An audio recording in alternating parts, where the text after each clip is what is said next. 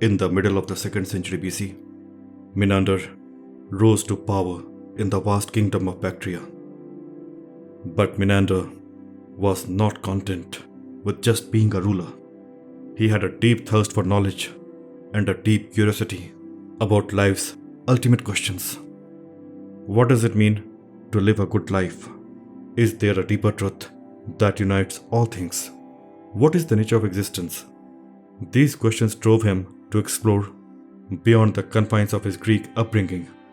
His quest for answers would eventually lead him to Buddhism, a philosophy that would change his life forever. The defining moment of Menander's spiritual journey is captured in the ancient Buddhist text, the Milinda, or the Questions of Milinda.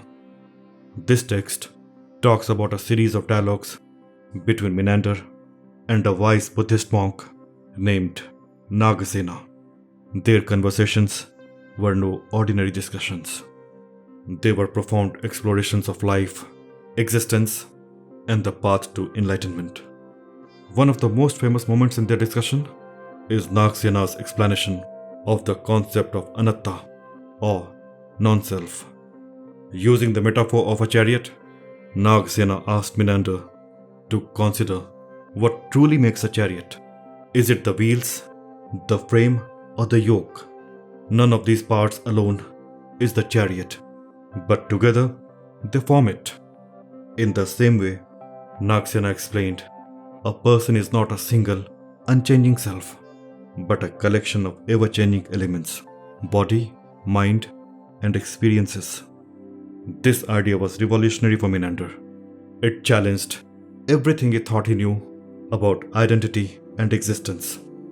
But rather than rejecting it, he embraced the challenge, continuing to ask questions and delve deeper into Buddhist philosophy. This dialogue between the king and the monk became a turning point, not just in Menander's life, but also in the cultural history of India. According to Milinda, Menander's encounter with Buddhism led him to a profound transformation. He eventually gave up his throne to live as a Buddhist monk, dedicating himself to the pursuit of enlightenment.